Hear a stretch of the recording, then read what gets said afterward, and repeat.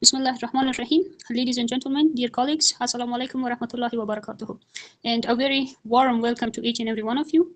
My name is Bibi Fatima Mohammadi, and I am honored to serve as your host for today's special session on mental health awareness, organized by the Afghanistan Open University Organization. It is truly a pleasure to have you all with us. Today's session is not just an event, it's a meaningful opportunity to pause, reflect, and learn about the importance of mental well-being in our lives and community. On behalf of our entire team, thank you for your presence and interest. Before we begin, let us open our session with the recitation of a few verses from the Holy Quran to bless our gathering and guide our intentions here. I now invite Mr. Abdul Rahman Malakzoy to kindly share a short recitation from the Holy Quran. Mr. Abdul Rahman Malakzoy, please. السلام عليكم ورحمة الله. أعوذ بالله من الشيطان الرجيم. بسم الله الرحمن الرحيم. إن في خلق السماوات والأرض واختلاف الليل والنهار لآيات لأولي الألباب الذين يذكرون الله قياما وقعودا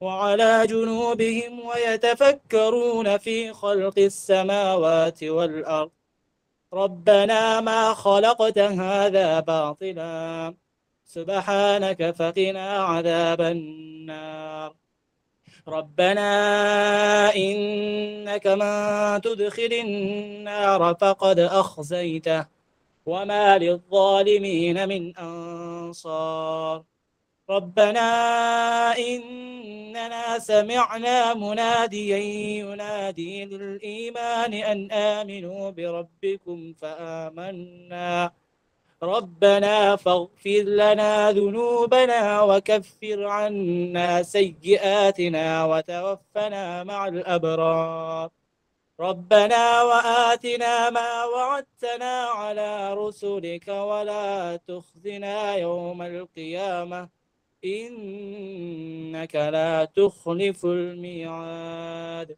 صدق الله العظيم. Jazakallah khair for that beautiful recitation. Now, it is my absolute honor to introduce our esteemed guest speaker for today's talk, Ms. Sara Nazim.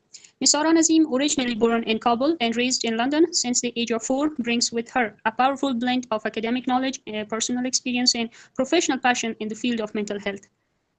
Her journey includes she holds a Bachelor of Science in Psychology, a Master of Science in Clinical Neuroscience, and a postgraduate certificate in Counseling Psychology.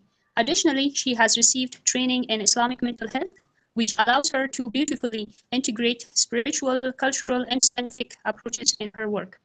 Her journey includes both academic research and hands-on practice in the mental health fields, and her mission is focused on bringing the gap between Western psychology and diverse cultural and religious perspectives. Today, she will be sharing with us insights that are relevant, compassionate, and deeply empowering both English and Dari. Please join me in welcoming Ms. Sara Nazim with open hearts and a round of virtual applause. Ms. Sara Nazim, the virtual floor is now yours. Thank you so much for being here. Please.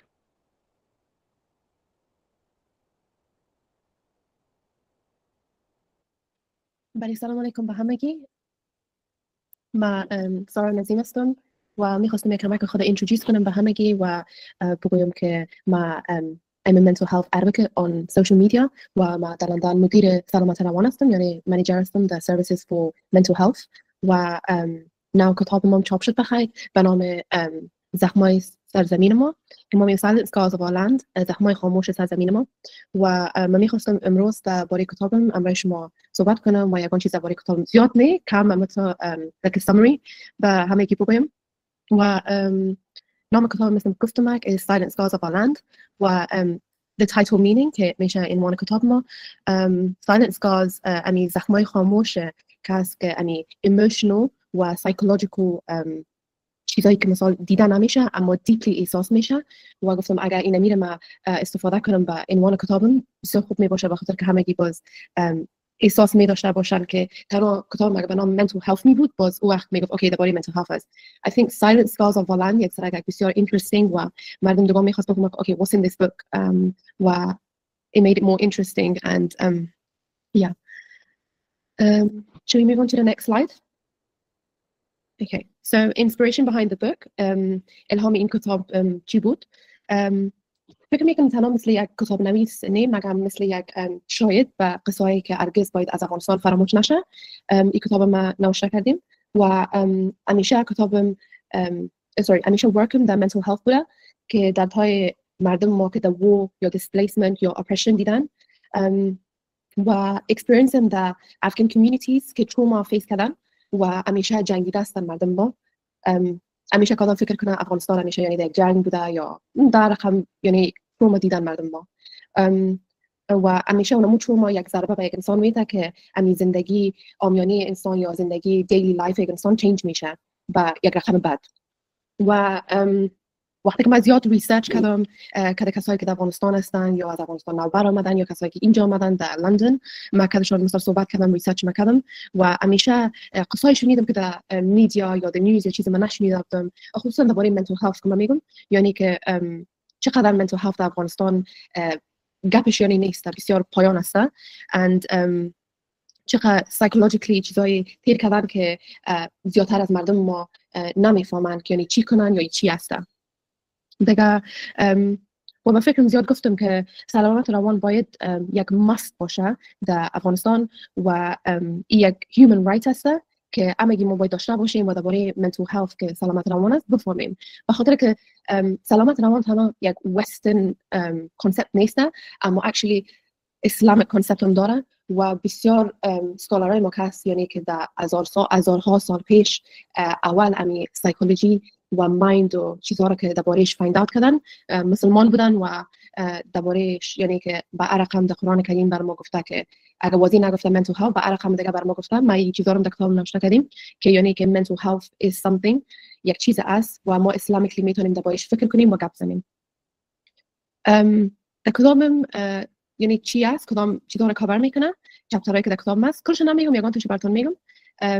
یک چپتر هست به نام Life in Afghanistan so زندگی مثال در اطراف تا شار چه قسم است و چه سختی‌ها در سایکولوژیکلی تیر میکنن و دیگه زیادتر درباره یک چپتر دیگه برای mental health میباشه خود کلش mental health است اما یک چپتر دیگه هم داریم درباره mental health و کسایی که مثلا psychologist و psychiatrist است و چقدر اثر در افغانستان از کدام سالا به کدام سالا و درباره depression anxiety PTSD و خصوصا درباره فامیلا مردا خانم‌ها طفلا به خاطر که در افغانستان یعنی که یک استیگما هست که یک انسان تنها نمیتونن بگن یک مرد و یک وومن درباره mental health نمیتونن که تو واضح کمک بخواین فکر میکنم یک ننگ استیگما است. education درباره education هم گفتیم که چرا mental health مهم است که در education در مکتب چیزا باشه و پوینت اصلی ما اینمی است کتاب است که ما میخوایم که mental health education در مکتبا بیارم در افغانستان و در انگلستان و درباره خانم‌ها و مردا است و خصوصا درباره طفلای ما طفلای افغانستان ما که مثلا در تلویزیون چیزا میبینم و مقایسهش میکنم با وست مثلا ما که در لندن زندگی میکنم با اون سن سال ما طفلا نداریم که کار کنن ما تو میبینم طفلایی که اسپشیال نیدز هستن در سرکای افغانستان کار میکنن و بسیار زیاد من یعنی این چیزا جگرخون میسازه به خاطر که او یک طفل است که مریض هستن کمک کار دارن اما اینا میره مثلا در افغانستان زیادتر فامیلا یا نمیفهمن چرا نمیفهمن بخاطر we don't have mental health education تحصیلات سلامت روان ما نداریم. دیگه درباره resilience هم زیاد گپ زدیم یعنی که strength found in mothers معلما و کسایی که خردسال هستن و زیادتر دیگه هم درباره اسلامیک سایکولوژی گپ زدیم بخاطر من میفهم که اسلام ریلیجن ماست و همیشه ما باید یعنی نالج خود درباره اسلام زیادتر کنیم و افغانستان هم یک کشور اسلامی است مثل ما در اینجا در یک کشور زندگی میکنیم دین است اما یعنی که ریلیجن ما اسلام است ما کوشش کردیم درباره اسلام زیادتر بفهمم و mental health درباره در امو اسپکت اسلامی هم بفهمم که به مردم خود بگویم که نه که تنها وسترن سایکولوژی که شما فکر میکنین مگر این اصل اسلامیک سایکولوژی هم گفته میشه. Okay, can we move on to the next slide please?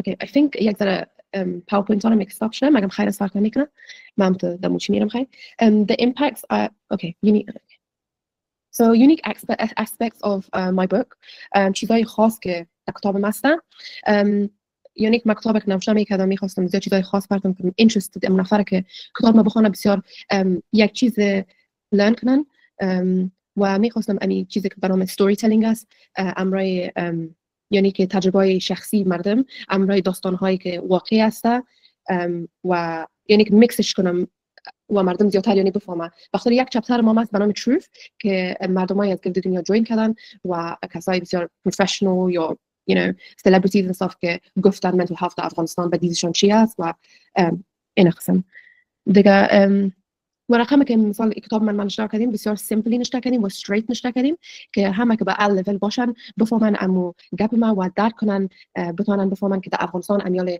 یعنی در mental health اسپکتش چی است چی حال است و چی گپ است و چی باید بکنیم چقدر پسمان هستیم یا چقدر خوب هستیم یعنی این تو چیزا بسیار مهم است که مردم بفهمن و دیگه بسیار در روی ارتباط با فرهنگ کالچر درگیری و درمان بسیار مهم است به خاطر که ما بسیار کم یعنی نامخدا زیاد سایکولوژیست و سایکیاتریست افغانستان داریم مگم یعنی بازم کم است باز در کتابم گفتیم که چند نمره مثلا ما در انگلستان داریم از سایکولوژیست و سایکیاتریست و چقدر افغانستان داریم وقتی که نمره سایکل خودتون شوک میشین که oh my god this is so low و افغانستان یعنی که we need to help we need to do something for this که باید یک چینج کلان بیاید. Okay, can we move on to the next one please?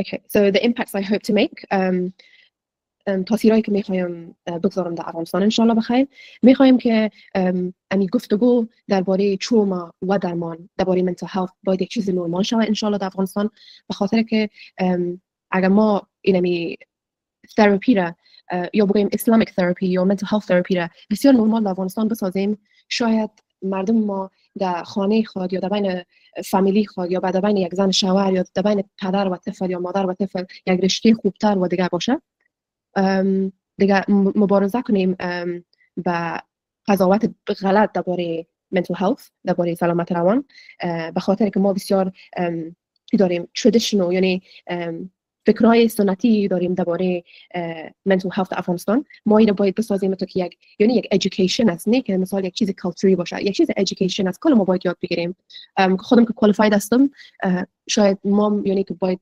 دگام بخوانم و هر روز آدم یک چیزی یاد میگیره و ما مینامت زیاد خوش دارم که کتاب چیزا بخونم و من بسیار خوش میشم که در افغانستان مینامت مردم درباره mental health زیادتر بخونن. Okay, can we move on to the next slide please? No, I think there was another one too. Okay, خیر است مگم فکر میکنم رو میس کردین. So inspiration behind my book. So الهام کتابم چی بود؟ فکر میکنم تنها مثل یک کتاب نویس ما نمیخواستم میره نشر کنم که ما بگویم let me just write it as a writer. میخواستم امی قصای درد مردم افغانستان قصای راستی و پروف افغانستان نشر کنم که مردم ما یعنی درک کنن که راستی اینمی واقعیت‌های افغانستان در بین افغانستان اینمی جریان داره like what's going on like inside Afghanistan و با کسای افغانای ما که در بیرون از افغانستان است نمیگم مثال western people یا کسای انگلیسا یا مدی جنریشن استون یا چیزه نه خیر کسایی که افغانستان یعنی که سالهاش نرفتن یا جوانای ما که در افغانستان هستن و افغانستان دوست دارن مثل خودم مردم خود و بفهمن درباره افغانستان و درباره mental health به خاطر که we have a really bad mental health crisis in Afghanistan at the moment and everything that I see و که میشنوم درباره یک فامیل یا درباره یک گپ در افغانستان میشه یعنی که آلی نو نیست یعنی سالهای سال است که ما کلان شده میرم از تفریحات که ما کلان شدیم چیزایی شنیدیم یا دیدیم کسی برام قصه کردن یا چیزی یعنی it was very shocking for me یا که به خاطر ما که در اینجا کلان شدیم تو چیزا رو ما ندیدیم بسیار یعنی به ما درد میته و بسیار احساس میکنم یک چیزی که باید کل دنیا بفهمه که مردم افغانستان باید از mental health یعنی که integrate کنن در education system خود.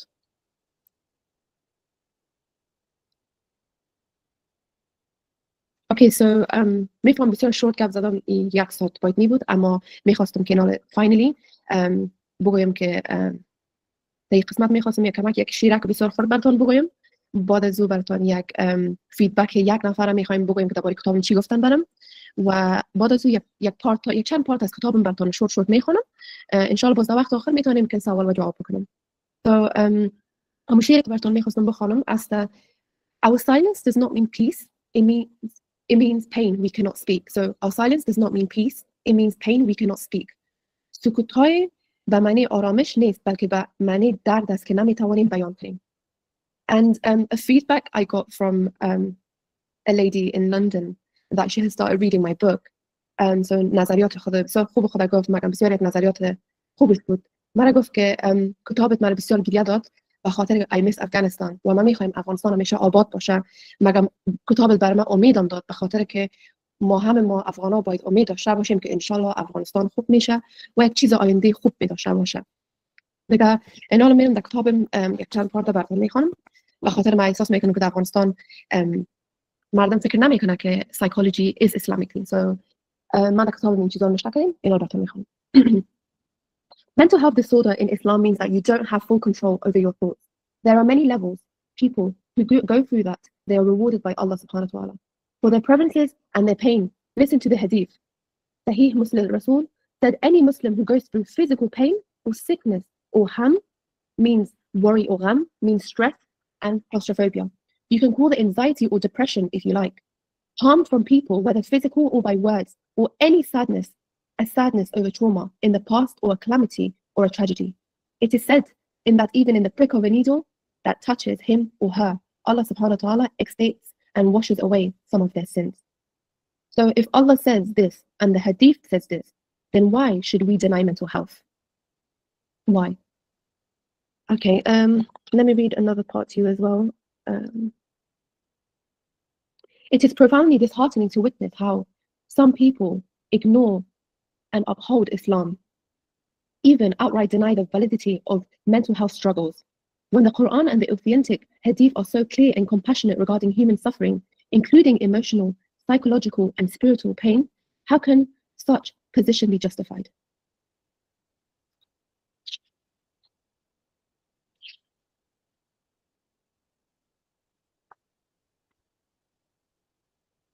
I'm going to read another one. When a woman says she is depressed or traumatized by war, abuse, or the constant fear of violence under their rule, if counseling or support is not offered, instead, they are accused of being disobedient or ungrateful, instead of acknowledging the well-known hadiths and verses that validate her pain, she is silenced. Because this is absurd and dangerous. It is absolutely ridiculous and dangerous to ignore mental health. Let's not forget Islam was centuries ahead of its time in understanding the mind and heart. The scholars of Islam, Islamic people such as Al-Razi and Ibn Sina wrote about what we call now psychology and psychiatry.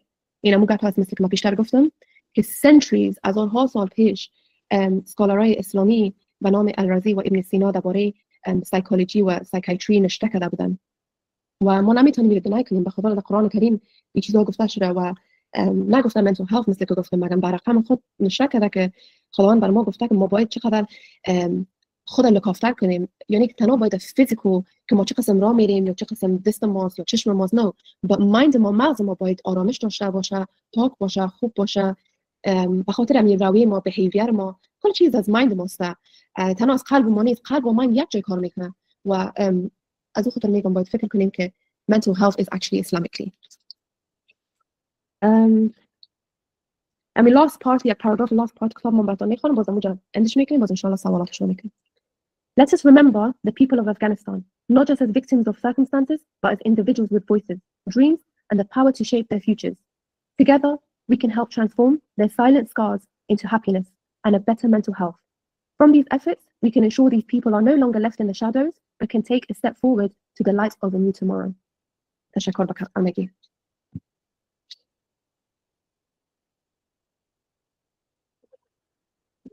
سخنان بسیار بازداشت و پر انرژی و خوشایندی بود که از شما شنیدیم. سلامت باشین بابت وقت انرژیتان و انشالله که تبریک باشه کتابتان چاپتان افتخار واسه افتخار تمام افغان‌ها. در این قسمت از برنامه دوستان گرامی اگر شما سوال داشته باشین از جناب دکتر صاحب بفرمایید سایتان بالا بکنید و دکتر صاحب خوشحال است انشالله که جواب بده. تشکر.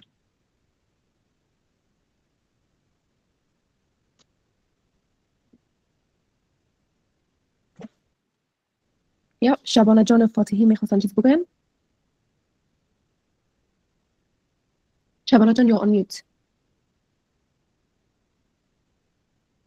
You can write it as a message.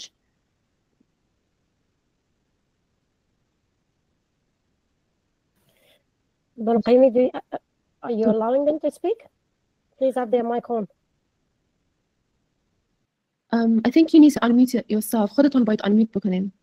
اونجا که ساین میکروفون هست بزنین unmute میشه.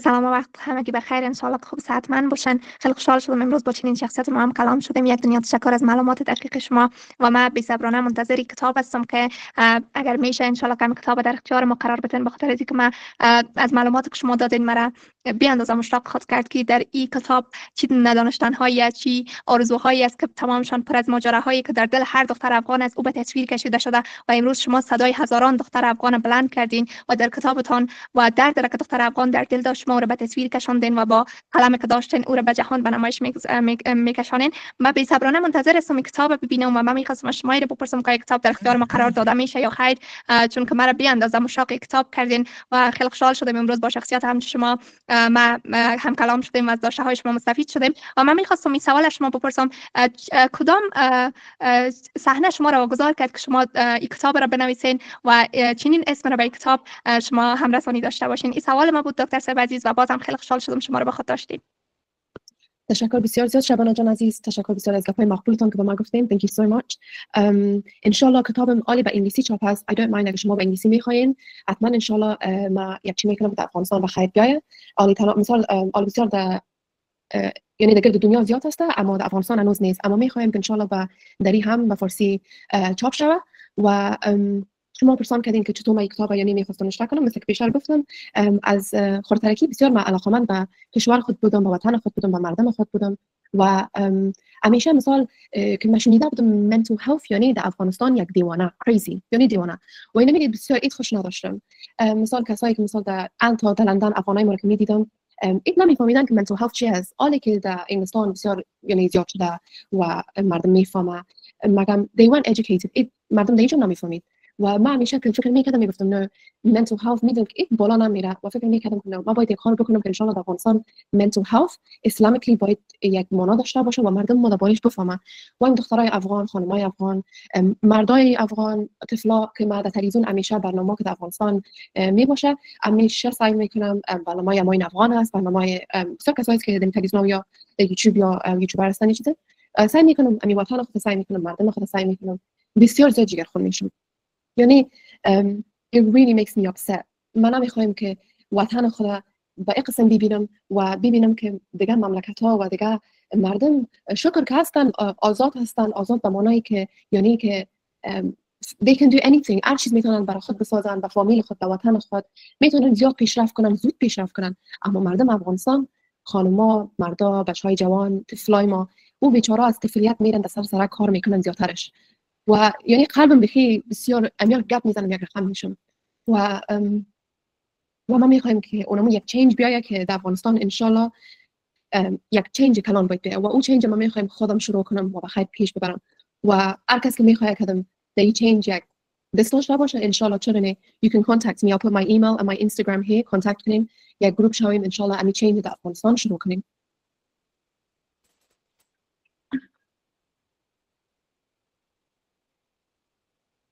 دیگه تشکر بسیار زیاد شبانه جان از سوالت.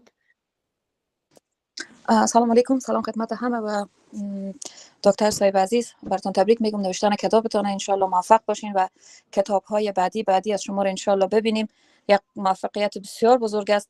باز هم براتون تبریک میگم و همیشه خدا کنه که قلمتون توانا باشه.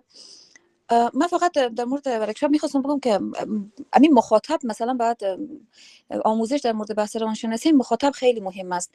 در افغانستانی که وقتی یک دختر تولد میشه از لحظه آخر با حقوق صفر با یکی مثلا میگن تو حق نداری گپ بزنی، حتی خیلی چیزای ساده مثلا لباس نو وقت خواسته باشن در یک خانواده خرید چه اول میان نیازمندی پسر میبینن یا مثلا خوردن. من خیلی مثلا ساده یعنی میخوام پیش پا افتاده بزنم بخاطر از اینکه همه چیزای ساده روزمره بنیاد روانی طفل رو میسازه. مثلا سر سفره شیشتن بهترین لقمه گوشت عاجل انداخته میشه به پسر خانواده. خب بخور که تو مردسی تو قوی باید بشی. او هنوز به چیزا تا نمیفهمه. ریشه عمیق در جامعه ما مشکل داره. یعنی یک مرد یعنی یک طفل پسر پاک معصوم ذهنش پاک او رو دارن به یک شکلی به بیراه میبرن و حتی هم دختر معصومی که نه قدم ها رو میگذاره جهان رو بشناسه، اونم به یک سمت دیگه سوق میدن. ایره به ناقلت میزنن پایین و اونم به ناقلت میزنن بالا. یعنی فکر میکنم آسیب به هر دو جنس وارد میشه، چون از اول اونجا تضاد ایجاد میشه، از اول فاصله، عدم تفاهم، مشکلات متعدد بینشون میباشه.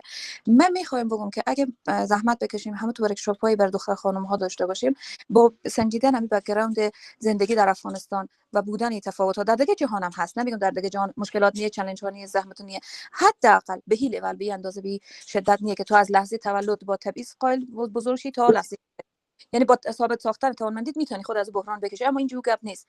میخواستم بگم که اگه ما بتونیم مثلا این مکتب ما در مجتمع داریم، خیلی صنفا داریم، خیلی منابع داریم، اگه سر از این برنامه کار کنیم بسیار عالی میشه. بله میلا جان، شما راست میگین، دقیقاً گپایتان بیخی راست بود و انشالله حتما دمی بارا کار میکنیم. یک جایی که پانتون آزاد افغانستان یک چیز جور میکنیم به دختر خانما، به طفلا، به همگی که بخوایم میکنیم حتما، چرا نه دیگه انشالله حتما. امیجا من دیدم یک سوال برکت الله دانش گفته مشکل اینجاست که اکثریت والدین در افغانستان حتی یک کتاب هم در مورد تربیت اطفال نمیخواند. برای شما راست میگین و من نمیفهمم که در افغانستان کتابات من شما میفهمین اصلا مثلا ماده ایجاد داریم در انگلیسی، اما اون حتما از افغانستان هم و بسیار خوب است که امی فامیلا خرد کلان این کتابا رو بخونه، جوانا دمی یعنی educated باشن به آینده زندگی خود. No one knows what will come in life. It's like a surprise for everyone. So هرچی که نصیب انسان باشه اونم تو میشنه، اما ما نمیتونیم بازم بگیم هرچی در نصیب ما باشه میشه. بخاطر ما باید یک خود ما استاد شاییم، یک کار بکنیم که امی آینده ما رو خوب کنیم، اما نصیب ما رو خوب کنیم، یک چینج برای خود بیاریم، خوش باشیم، از مایند خوش باشیم، نه تنها فیزیکلی ما جور صحتمند باشیم. یس میخوایم تو باشیم، مگم از مایند باید خوب باشیم. اگر مایند ما خراب بود فیزیکلی و خراب است. و امی کتاب شما گفتین، ما اکچولی درباره از این فکر کردیم که ان شاء الله ما میخوایم که امی ایژوکیشن که در افغانستان بیارم از سلامت روان که منتل هلت است، میخوایم مثلا از اون صنف اول از افغانستان مکتبات صنف اول شروع میشن. They don't have like nursery or reception. So میخوایم کتابای شروع کنیم که از اونمو وقت اونمو طفلا اگه ترین شون، یعنی که با آیندهش میفهمن که امی anxiety, depression, feelings چی معنا میده. اگر یک طفل که در افغانستان پرسان کنیم میگه که you know, do you know what anxiety means? Anxiety نمیفهمین چی معنا. شاید بگه من نمیفهمم. و راستیام نمیفهمن. چرا بفهمن؟ They were never educated about anxiety. that هم که آدم فیل میکنه، احساس میکنه. It's normal. نرمال است. ما میتونیم قار باشیم، جگرخون باشیم. مگر معمولا در فامیلای افغانا طفلا حق نداره که جگرخون باشن. حق نداره بگه من جگرخون هستم. از خاطر اینی گپ مثلا مادر پدرم زده یا بیادر کلانم یا خواهر کلانم مدینی گپ زد من جگرخون هستم. نه، باید اون گپ ما بگیریم، دان ما رو بسته کنیم، اما تو باشیم. ما زیادتر دیدیم فامیلا و یک برام گفتم که توشان مثلا کار کردیم، این فامیلای افغان ما رو میگم، برام قصه کردن، یعنی امی جوانا یا دخترها بچه‌ها یا ما گفتیم یا واقعیت در افغانستان و سایکو در امیج در انگلستان هم امی فامیلای افغان چین نشدن. اونا قسم مایند که خودشان کلان شدن در افغانستان، اونا قسم مایند آوردن در انگلستان، در لندن and they have carried on. و بسیار جگرخونی است به خاطر که باید است یعنی که ما نمیره یک چینج بیاریم. به خاطر که اگه چینج نبیاریم اینم تو عقب مانده میمونیم. we're just gonna live you know 20-30 centuries back. مگم مثل که بیشتر گفتم سکالرهای ما هزار سال ها پیش گفتن که درباره psychology, psychiatry, the brain, the mind اسلامیکلی گفتن، یعنی که آل ای وستنا، آل ای مردم یعنی خارجی ها میگه که psychology, psychiatry و چیزا زیاد شدن، اما نه، از ما در اسلامیکلی بسیار سالها، هزارها سالها پیش درباره ازی بود. So در افغانستان ما باید هیچ وقت نگوییم که mental health چیزی نیست. mental health است، در اسلام است و ما باید خود خوب نگاه کنیم، مردم خود کمک کنیم. اگه یک نفر تحصیل educated mental health داشته باشه، او به دوست خود، به خواهر خود، به مادر خود، به عمو فامیل خود، دوستای گرد خود، فامیلای خود، کاکا، ماما، عمه و همگی میتونن کمک کنن. یک چیز باشه که مثال بگیم کاکا جان یا ماما جان شما این گفتون غلط بود، یعنی این یک انسان از یک فکر داره. دایی من میفهمم در افغانستان در میجام کاکای در مثال بگین کاکا جان شما غلط هستین، خلاص یعنی یک بی‌تربیه، یک چی میگن، کسی که جواب میگه اون قسم یک انسان خطاب میشین. مگم نه، ما باید این بسیار یک چیز آسان و بسیار سیمپلی بسازیم. هر چیز که آسان و سیمپل باشه خوب پیش میره، با لولای بالا میرسیم. افغانستان ان شاء الله آباد میباشه. اول از باید خود انسان و مردم ما یعنی یکی دیگر رو کمک کنیم در امی احساسات، امی فکر، امی برین ما، امی مایند ما، فکر ما. یعنی این چیزا بسیار مهم است، به خاطر که ما نمیتونیم بگوییم که پدرم من نمیفهمم تو نمیمونه که انت کنم یا چیز، یا برادرم یا خواهرم من نمیمونه. نه، مگم گناه از اون نیست، به خاطر وا دو اونم قسم یک چیز کلان شدن، اونم قسم یک چیز فامیلشون برشان یاد داده بود یا چیز گناه کلان شدن. مگم آله ما میتونیم دوباره تغییرات برشان بریم، تغییرات بسیار خوب that will help them, help us, help our community, our country. and یک چیز بخی یعنی جور میشه در افغانستان که مردم به یکی دیگه سیمپاتی می داشته باشن، مردم به یکی دیگه کمک میرسانن، به خاطر که مردم احساس میکنم افغانا یعنی که یگان افغانای ماست. بسیار ببخشید میگم تو بسیار غرور میکنن در یک گپ یا یک چیز، مگم غرور یک چیز منتال هلت است. چرا؟ به خاطر که یک انسان که غرور میکنه اونم انسان شاید یک انسان بسیار خوب، بسیار کایند، بسیار یک قلب پاک، یک قلب بسیار نرم داشته باشه، اما چرا در جامعه اونم که خود نشان میدن بخاطر اونم قسم کلام شده، اونم قسم در فکرش که داخل شده که یک مرد هستی، تو اینم تو باید مجلس که بشینی، انت قسم باید بشینی قسم گپ بزنی، مثلا خنده نکنی، تو مثلا بچه از نیستی یا انت گپا میزنن. اما نه، ما باید برای یک کس بگویم یک انسان هستی، گپ دلت بزن، درباره خود فکر کو، درباره فامیل خود فکر کو، مغزت آرام بساز، مایندت دلت آرام بساز، استرس نداشته باش. چرا استرس داری؟ اوکی استرس داری، بیا ما پدرت هستم، مادرت هستم، فامیلت هستم، بیا کدام گپ بزن. چرا استرس داری؟ اگر در بین فامیل خود ما شروع نکنیم هیچ وقت افغانستان جور نمیشه. باید در بین فامیلای ما دوست، رفیق، هر کس یعنی که میتونه در بینمون یک رشته که داره اونم رو شروع کنه و اقدام بسازن. یا راست میگین درباره چیزا که غلط به مردم ما درباره چیزای دینی یا که غلط میگن، این بسیار جای جگرخونی است، به خاطر یک مملکت اسلامی هستیم الحمدلله و ما باید چیزا را یعنی به مردم دیگه کشور یاد بدیم که اسلام بر ما گفته که درباره منتال هلت ما فکر کنیم و اگر یعنی که در دیگه دین مذهب و کشور یا که منتال هلت اقا مهم است از فیزیکال هلت کده، خیلی در کشور افغانستان، در کشور مسلمانی که بسیار سالهای پیش، هزارها سال پیش که امی چیز اسلام کشیده که یعنی که مایند برین هلت، وای ما نکنیم، وای ما درباره ازی فکر نکنیم، پیش از این مردم ما باید دیگه فکر بکنیم. و دکتر صاحب فریبا علمی گفته small steps to correct the mistake and provide correct information in our family. absolutely دکتر صاحب یک بسیار راست است، از فامیل خود باید شروع کنیم، بسیار کوچک قدم‌های بسیار خرد every small steps یک جای آدم میرسونه. so شما دقیقاً راست میگین. تشکر بسیار زیاد دکتر صاحب و از همه کسایی که اشتراک کردن در این لکچر تشکر بسیار زیاد و اگر روزتان از روز خوش و اگر شبتان از شب خوش. خداحافظ.